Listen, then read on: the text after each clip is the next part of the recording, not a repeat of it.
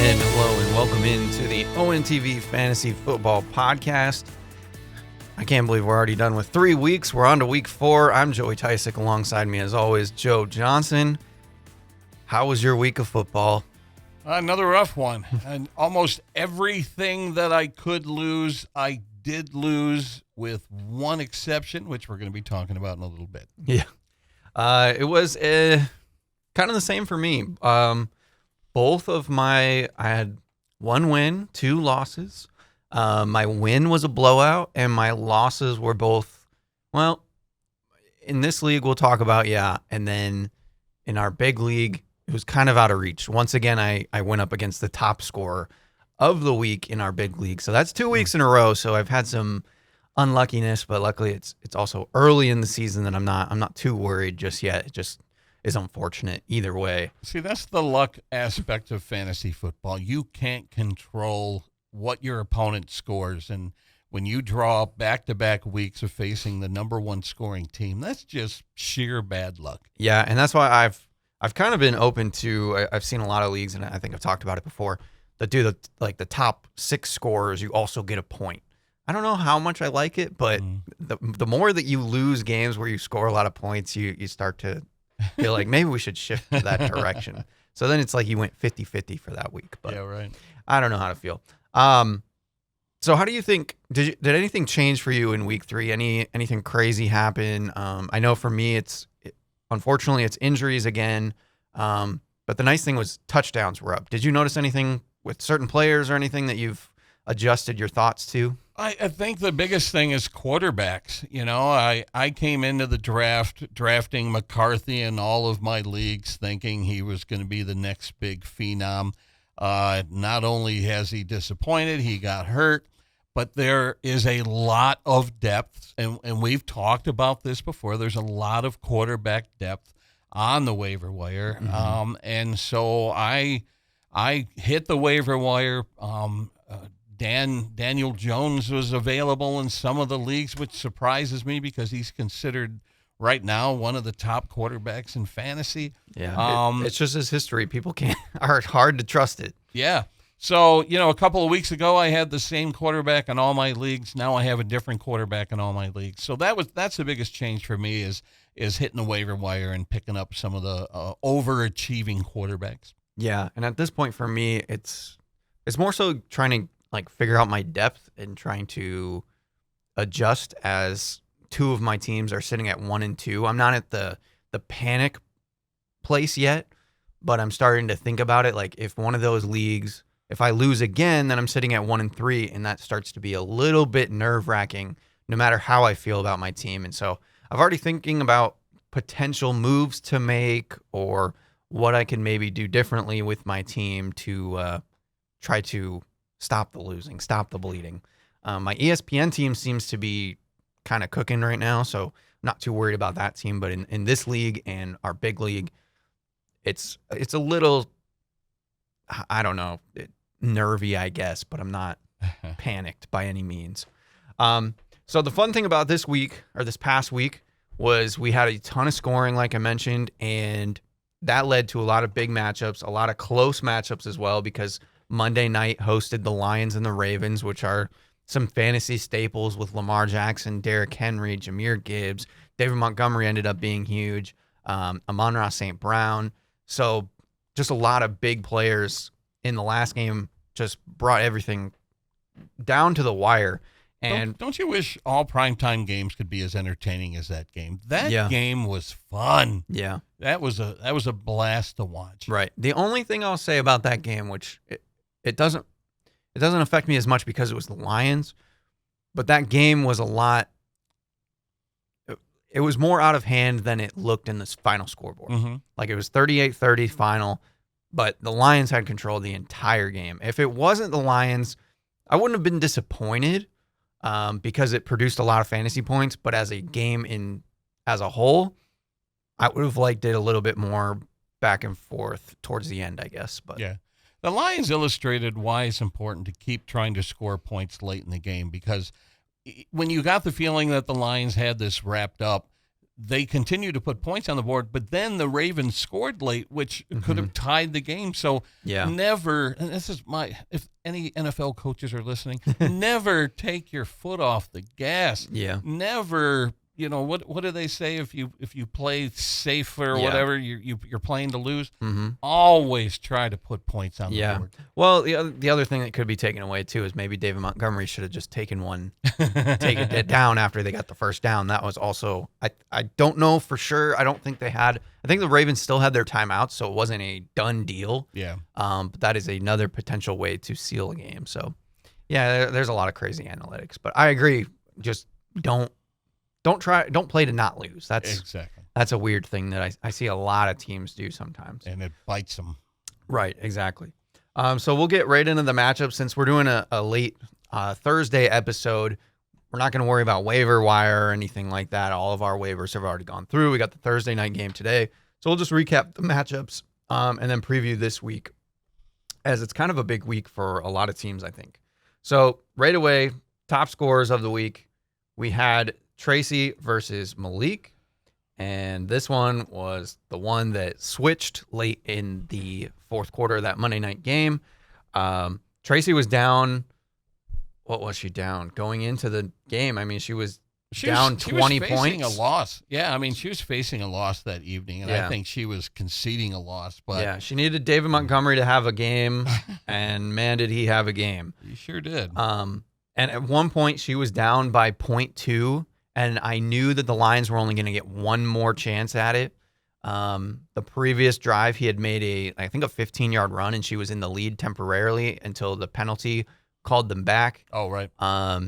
So then the Lions turned the ball over or ended their drive. And I even messaged her in our league chat, and I just said, you're only going to get one more shot at it, most likely. And that's exactly what happened. But in the fourth quarter, he had that big monster run to end the game and seal the game for the Lions. So crazy comeback for her. Especially considering that she lost Lamb early. Yeah. I assume Lamb was her first pick of the draft. So when you lose Lamb early and he's in your starting lineup, you're almost conceding the loss at that point. So for her to get that win is practically a miracle. Yeah. And, the crazy part, too, is it's similar to last season. Last year, she was at the turn. She got Justin Jefferson and Jamar Chase, two of the best wide receivers in the league. And then this year, yes, CeeDee Lamb is hurt, but he's still one of the top guys. But she got Puka Nacua with her next pick, I believe. And then she got Jonathan Taylor after that. Puka Nacua is the number one fantasy wide receiver right now. And Jonathan Taylor is the number one running back right now in fantasy. Yeah. So those have been big boons to her team. Like we mentioned, David Montgomery had a huge game, putting up almost 30 points. Tyler Warren kind of had his first down game as a rookie. But again, Indianapolis is just kind of running away with games. Ken Walker had 2 touchdowns, even though he didn't do much in yardage. But touchdowns are the game changer for fantasy. Yeah, definitely. Gave him 18 points. Brandon Aubrey continues to be consistent. And then for Malik, he finally had kind of a down game from Patrick Mahomes. Really, really boring Sunday night football game against the Giants. Yeah. Nico Collins kind of got back on track, got over 100 yards and a touchdown. Brian Thomas continues to be the biggest question mark in fantasy football this season. Yeah, from season to season, has anyone experienced a bigger drop in production? I mean, he was a phenom last year. And, as a rookie. Yeah. With a backup quarterback most of the time. And he's getting the ball in his hands, but he can't hold on a lot. So I don't know what's going on over there. Yeah, it's kind of a mess right now. Bijan Robinson, in terms of him, he had a down game, but he got you 16 points, which is solid. It's just unfortunate when you see Jonathan Taylor have 32 points and David Montgomery have 30. Chuba Hubbard, he had definitely a down game, but also a weird one for Carolina. They beat down Atlanta. Atlanta looked awful. Yeah, I don't know what's happening there. There's so much talent on that team, and they can't. They're winless, aren't they? Yeah, it's awful. And people are already talking about bring Kirk Cousins back. And then I guess yesterday Atlanta's coach said that they're sticking with Michael Penix. But so far there's a stat out there that he has not won a game with the opponent scoring more than 7 points. Oh, no. So last year, the wins that he got, the team scored less than 7 points against him. Defense getting those wins. Yeah, so it's kind of telling. I don't know. David Njoku, kind of another average game for him. A.J. Brown finally having a really good game where it was a competitive game that Philly was in. They had to chase points against the Rams to end up winning that game late, but he got over 100 yards and a touchdown. Garrett Wilson, just the only guy for the Jets, so he got plenty of targets, got a touchdown, 24 points in the end. And Pittsburgh's defense actually did pretty good. Got a bunch of fumbles actually, and 5 sacks and an interception. I guess I didn't realize how many fumble recoveries they had gotten in that game, but I forgot. We talked about it before we even did the podcast. Ramondre Stevenson fumbled it twice. Yeah. Antonio Gibson fumbled it once. So he's going to lose his spot. We were talking about him getting. Yeah, he might be benched. Yeah, exactly. So unfortunately for Malik, although I believe he's still one of the higher point scorers in the league, he is sitting at 0-3 now. Wow. Winless on the league and in 8th place. So a little bit unlucky. Again, his team is still scary, but that's just where it stands. The next matchup was the nail biter of the night. Wow. Sammy moving to 3-0 against Marie, who lost by 0.2. And it just becomes the Tysick curse at this point. I've had many losses like this. Now, again, we will remind you that last year I was on the winning side for once. Mm-hmm. But most of the time, I'm on the losing side of this. And now it may have seeped into my wife's luck as well. So she lost by 0.2. Both quarterbacks did really good. Jalen Hurts, hey, he got a tush push. Surprise, surprise. But he also had 3 passing touchdowns. So he had a really big game. Caleb Williams had 4 passing touchdowns, almost 300 yards against a terrible Dallas defense. And then both of them also have struggling wide receivers, Drake London, who's been struggling this year so far as long as Michael Penix has been playing. And Ladd McConkey just kind of, all of a sudden the Chargers are clicking on all cylinders and they're just spreading the ball around. Yeah, and McConkey's not benefiting from that. And that's like, BTJ, he was a phenom last year. Yeah. And I was kicking myself for not picking him up off the waiver wire last year. And he was just producing all season long. And so in one of my leagues, I drafted him, and now I'm thinking about benching him. Yeah, it's a weird spot because he's such a good player and he still shows it on the field, but again, Keenan Allen's been playing well. Quentin Johnston has been playing well. Yeah. So it's hard. Jackson Smith and Jigba, he's been rock solid for every week this year so far. Yeah, he's a top 10er, isn't he? Yeah, I think he's top 5 now. Yeah. So he's been producing, and then on the opposite side, Marvin Harrison Jr. continues to be a disappointment, even after his rookie season last year. Jahmyr Gibbs getting in the end zone twice, even though he didn't get a ton of yardage. And that's kind of the only player that Marie had going on Monday night, or it was. And they took him out the last drive. And then that's when David Montgomery scored. So she didn't get another chance to do that. So that's how she came up just short. She needed just basically a reception or 10 yards. 2 yards rushing because she has the 0.54. And she would have. That's right. That would have been crazy. And then on the other side, Mr. Consistent, Christian McCaffrey, as long as he's healthy, he had 10 catches. He hasn't scored a touchdown this season, and he's averaging 20 points a game. Yeah. And he's just doing it like he usually does, catching the ball. He has 88 receiving yards. This is a running back we're talking about. Yeah, when you go back to draft day, the question, was risk versus reward. You know, like do you use a high draft pick on him, and will he stay healthy? And so far, it's been all reward. Yeah, for sure. And then the other one, Devon Achane, kind of similar to Christian McCaffrey. He has 7 catches, 62 yards, doesn't do a ton. Oh, no, it's 62 rush yards, so it's okay. But he's just getting so many catches, and he doesn't even need to get touchdowns to have a decent floor. Alvin Kamara had a really rough game against Seattle.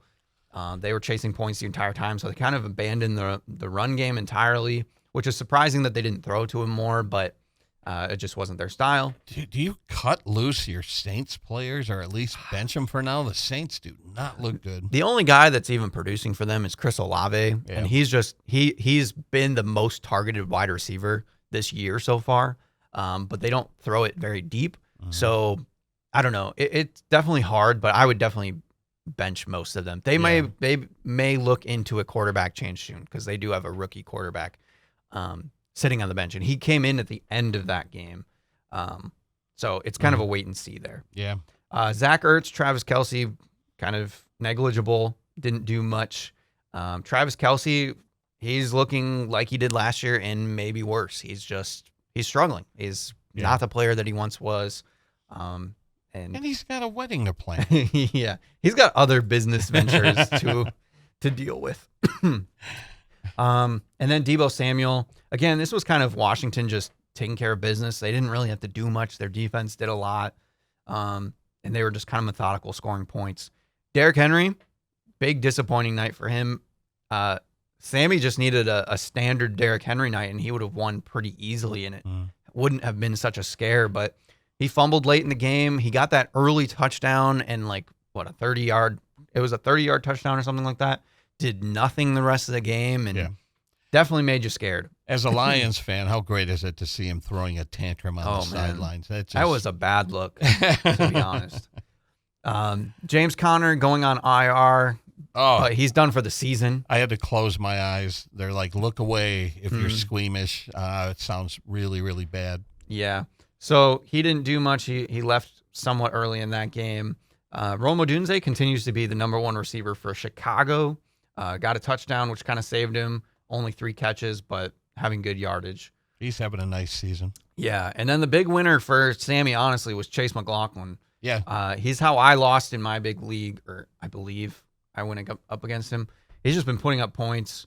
Tampa Bay could just never fully get into the end zone. He kicked 2 50-plus yard field goals, 2 30-yarders, and then just a chip shot for 5 field goals, which is huge. You take any one of those away, he loses. Exactly. Yeah, it's crazy.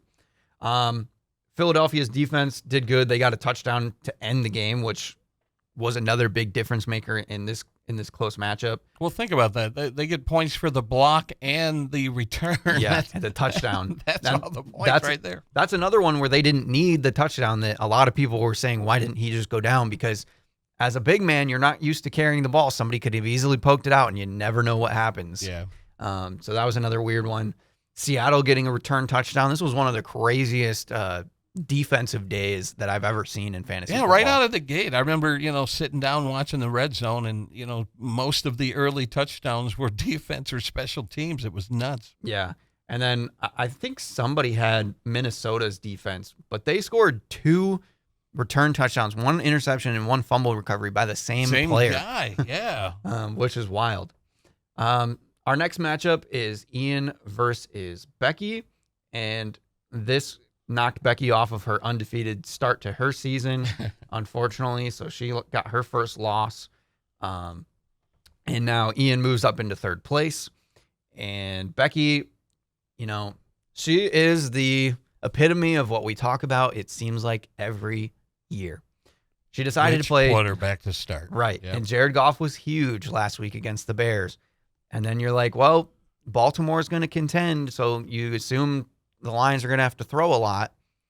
Well, the Lions ran for 224 yards on the ground, never had to throw the ball, and Goff just he was fine. He threw a passing touchdown, which kind of saved him, but didn't have to do a whole lot in terms of yardage and only ended up with 12 points.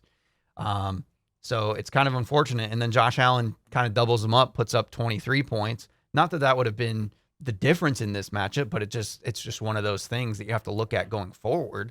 And it would have been even worse if it was a closer matchup. Yeah, right. Ian had another huge outing from Lamar Jackson. He's just been insane for fantasy. And he kind of breaks the mold of what we talk about of how much depth there is at quarterback. There is, but he's been so elite as a fantasy quarterback. He's kind of the one outlier besides, Josh Allen is kind of there, but at times we've seen their offense be able to produce without Josh Allen in a meaningful way.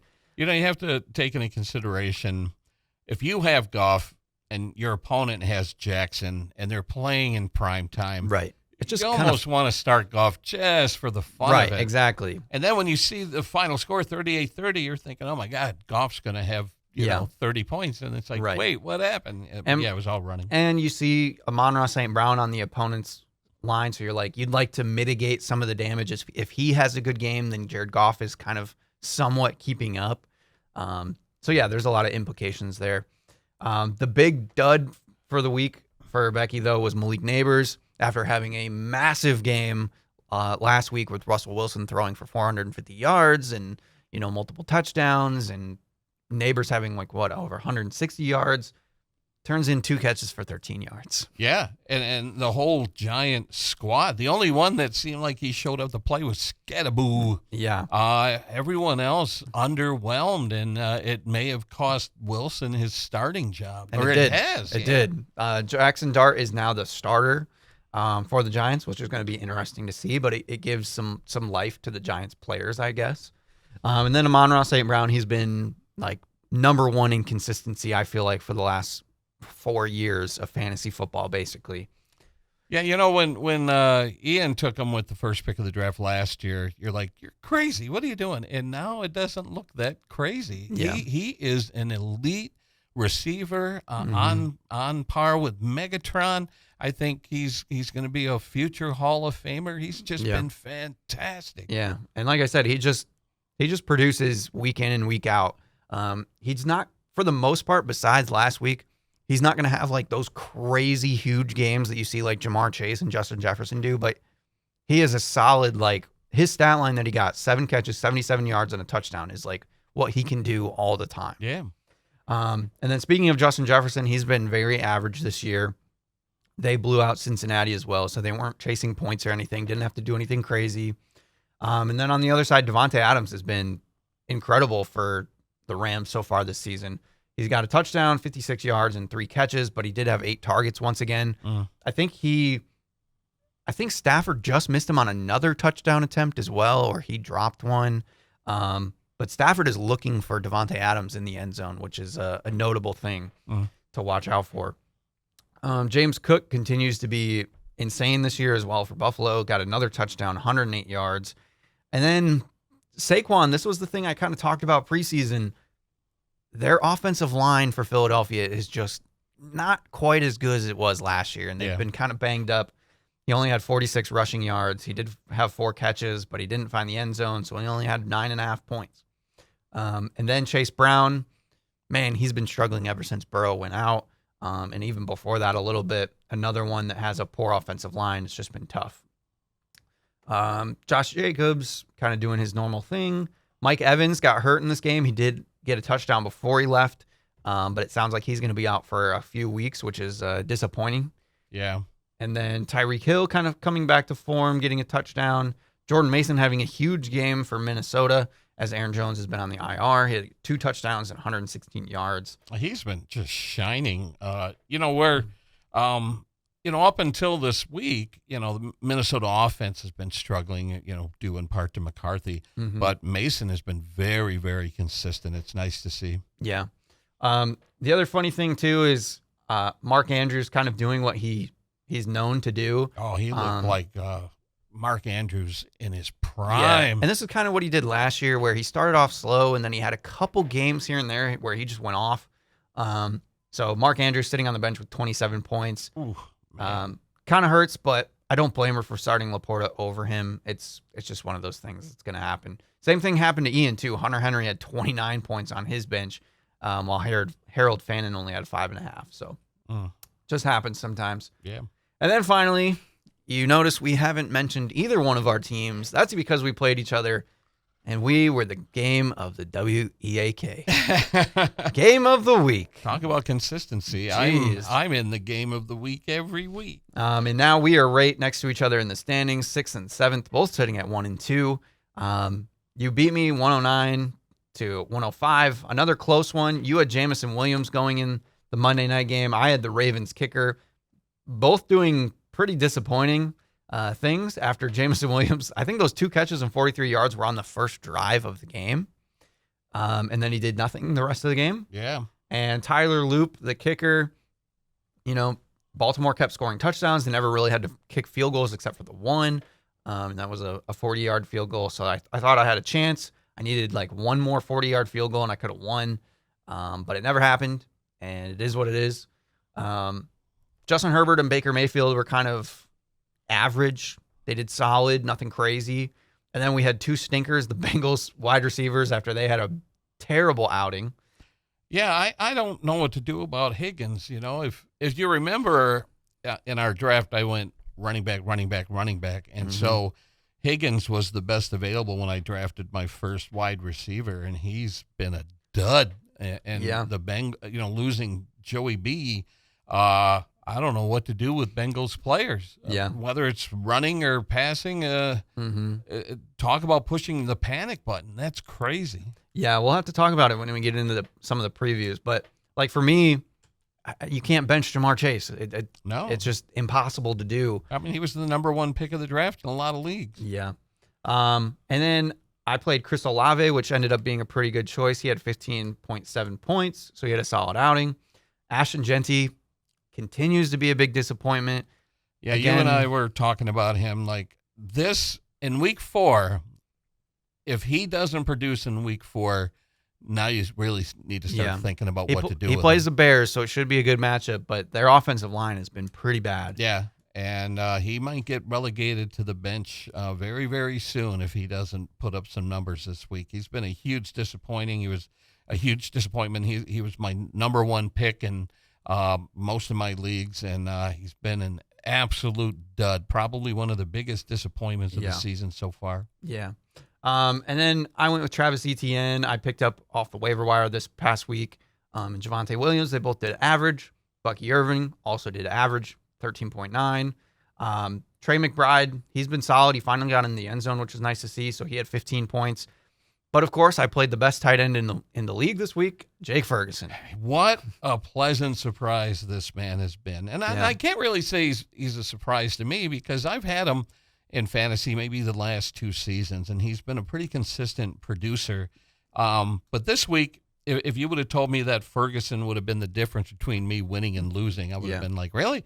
Yeah. He really saved the game for me, and he was a pretty late round pick for me. Yeah. Most of the tight ends were off the board, and I'm like, who's left? And there was Ferguson staring me in the face, and he's been really, really consistent this season. Yeah, and especially now that CeeDee Lamb is out, he might continue to do this for a little bit longer. And even when CeeDee Lamb comes back, he'll be good, but he'll probably fall back a little bit. But, yeah, he's been very consistent. Tataroa McMillan had a solid game for what it was, but once again, Carolina just blew Atlanta out of the water, and there was, they didn't need to do anything. Kyron Williams kind of got back to his normal self. He got a touchdown, 94 yards, did solid. People were sort of getting on him and saying, oh, Blake Corum, you should pick up Blake Corum. But the last 2 weeks, I think Kyron Williams has produced. So I'm happy with his production, and he's going to stay in my starting lineup. Yeah, and then Brock Bowers, he's supposedly 100% healthy, though, now. They said this week that he's 100% healthy. He's been banged up the first couple weeks. After he had a monster week 1. So I'm hoping that he can get back to normal because right now my double tight end pick is not looking great at the moment. But it's kind of a wait and see. And then your big dud of the week, Wan'Dale Robinson, your waiver wire pickup of the week. Well, the whole Giants offense. I mean, both him and Neighbors had big weeks last week. And then when you want to ride that into, week 3, it turns out to be a big dud. Yeah. Will Dart make a difference? It's kind of a wait and see approach. I mean, I'd hate to bench Robinson and then see Dart go off. That's probably unlikely, but I don't know. My Giants players might get relegated to the bench. Yeah. My big disappointment of the week, too, was just once again making the wrong lineup decisions. Going into the week, I ended up, because I had Jaden Daniels hurt, so I had to pick up Herbert the week prior. And then this week going into it, I believe I had another questionable tag or something like that. And I needed running back depth because my running backs are kind of up and down. And so I dropped Ricky Pearsall, who ended up scoring 20-some points this week, to pick up, I believe, Quinshon Judkins, who I didn't end up playing, of course. And then I benched Omarion Hampton because he had been struggling. Well, then Najee Harris tears his Achilles early in the game. Yeah. And Omarion Hampton has a huge blow-up game. Yeah. So a little bit unlucky there, but at least it makes it easy going forward that I can just put Hampton in my lineup every week going from there. And like you said, Cam Scadaboo having a big breakout game as well. So it'll be interesting to see him with Jackson Dart. Can he kind of do what he did last week, and especially getting the receiving yards? He got 61 receiving yards, I believe, on 6 catches. Yeah, he's going to be a crutch. And, I said, I'm going to bench my Giants players. I'm talking about wide receivers because Scadaboo's going into my starting lineup. I think I have him in 2 leagues. Yeah. And he was fun. He was passionate and scrappy. Yeah. So, and that's what his big thing was in going into the NFL draft. Coming out of Arizona State, everybody just loved his demeanor. Like, he's just a mean runner. And he's kind of a smaller guy, but he's stocky. And he can do a lot of different things. So it's cool that so far it's looked like he's kind of the similar player in the NFL. Yeah, I've been doing pretty well on the waiver wire. Like, I've been picking up guys, even though I might not necessarily get them in the lineup right away, but I've just been picking up guys. And then, like, the following week, they're the big recommended waiver wire pickup. And I'm like, I got them last week. So I've been doing pretty well on the waiver wire. I just hope it translates into points and getting the right guy in the right spot. Right. And my waiver wire has not gone as good as it usually does. So hoping for that to turn around a little bit. Looking at the standings, we got Sammy, like we mentioned, 3-0, top of the standings. Then we have Tracy's top-notch team in second. She has the most points scored. And then Ian right behind her with 427 points. So either one of them would break the tie if they had a tied record with Sammy. So the 2 top teams from last year already kind of climbing back up the ranks after Becky and Sammy came out firing right away. But Sammy's still sitting at the top. So congratulations to him for turning things around. And I will mention, you talked about how you started your draft running back. Mm-hmm.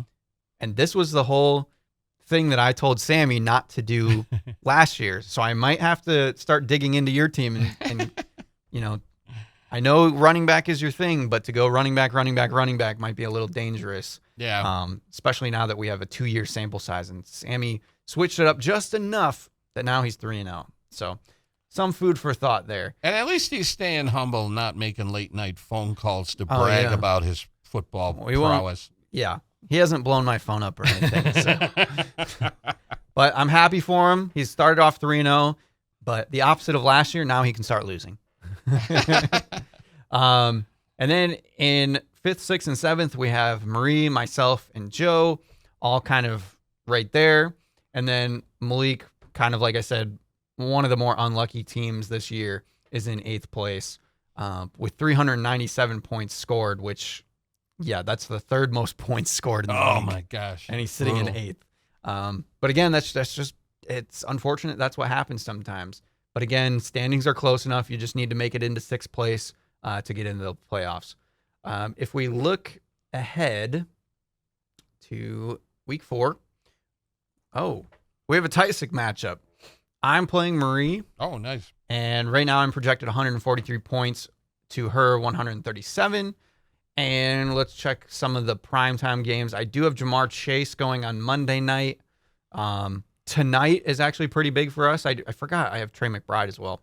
She has Jackson Smith and Jigba going for Seattle. And I have Trey Benson, who I just picked up on the waiver wire after James Conner's injury. And I have Trey McBride going as well. And Jigba's projection is 19 points. Yeah. And that's what he's been about averaging. I think he's been averaging just above 20. So I need a big game from Benson with him getting the start. Trey McBride, I'm not too worried about. He's pretty consistent for the most part. And then other than that, it doesn't look like we have any other prime time. I have Denver's defense that I picked back up this week. They're going up against Cincinnati. So I think that's okay for me. I don't think there's any real lineup decisions. Marie finally did decide to bench Breece Hall, though. That's another big. I mean, he's been okay. He had sort of a weak season last year because I had him last year. Yeah. But he has the whole Jets team has been uninspired. So we'll see if they can turn things around.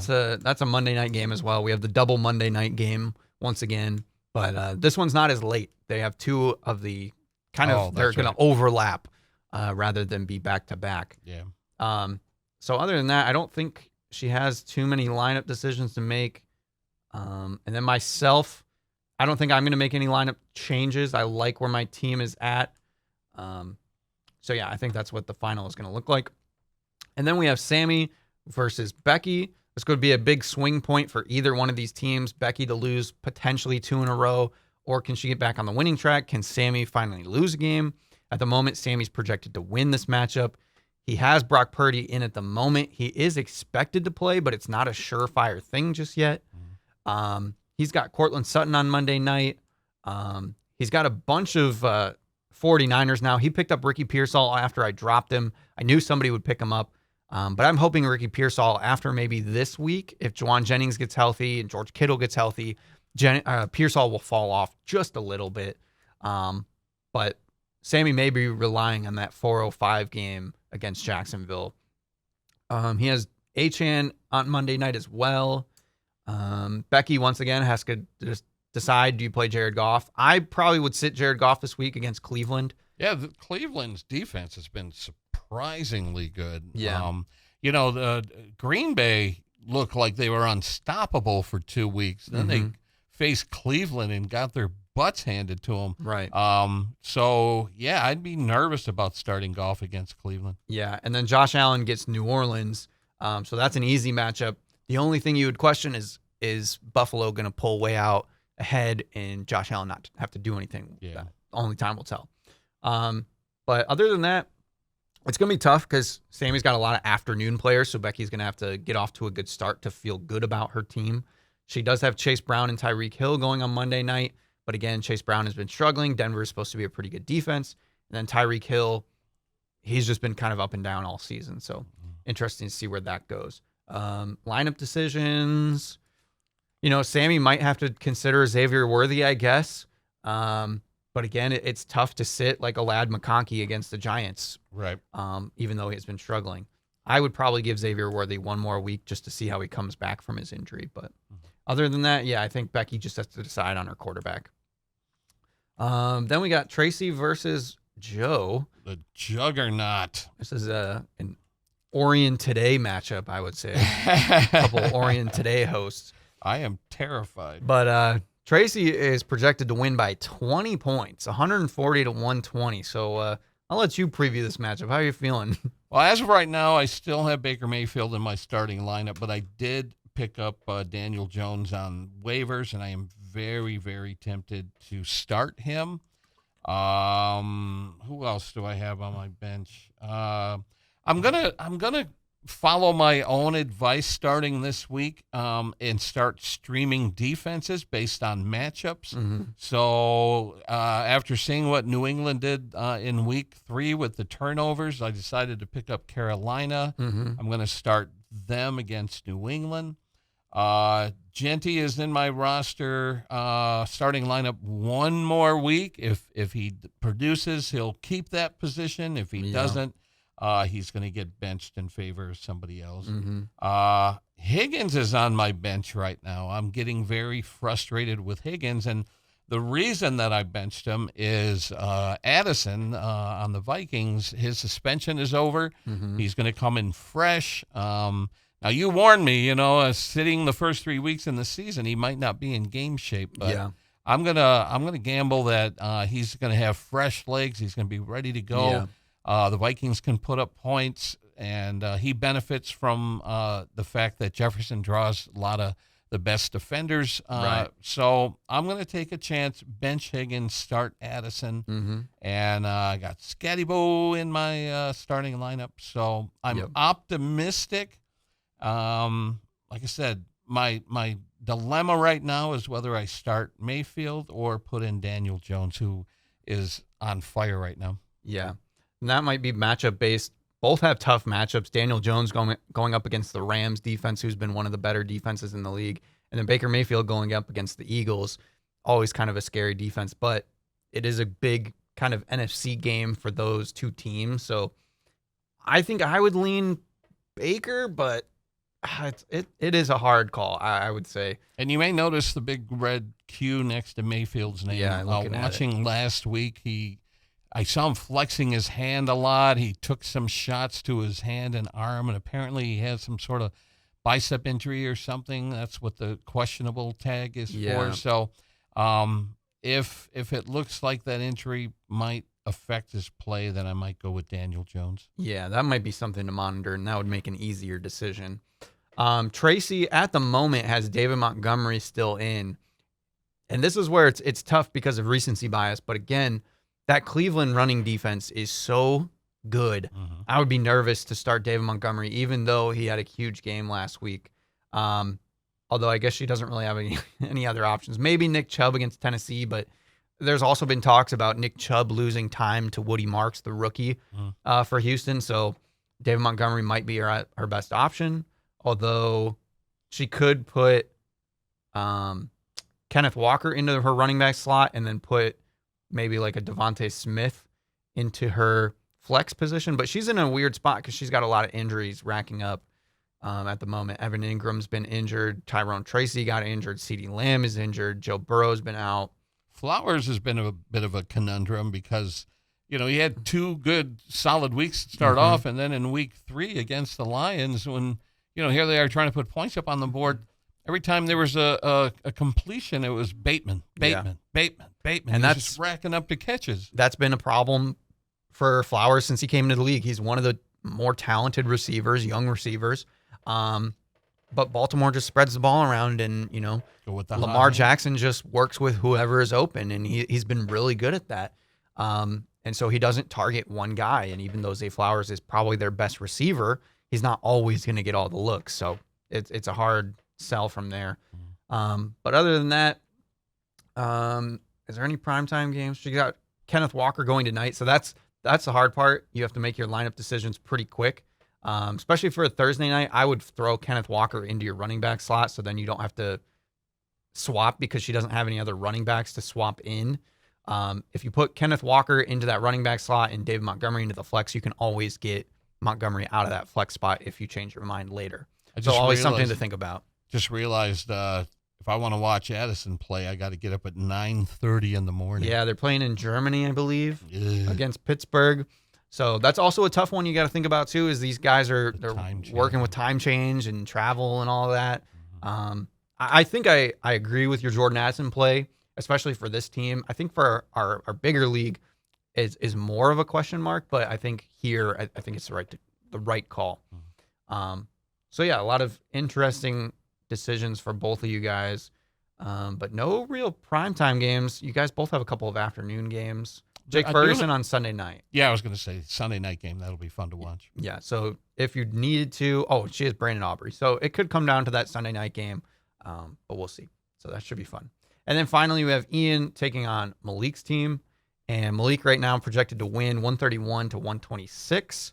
Kind of similarly, we got 2 quarterbacks going up against each other, which will be fun. Lamar Jackson and Patrick Mahomes. Some top receivers, Justin Jefferson, Nico Collins. Can Brian Thomas Jr. rebound? We'll see. Amon-Ra St. Brown against Cleveland. Again, Cleveland's just a tough defense. I think the Lions should win easily, but how many points are they going to put up will be the question mark.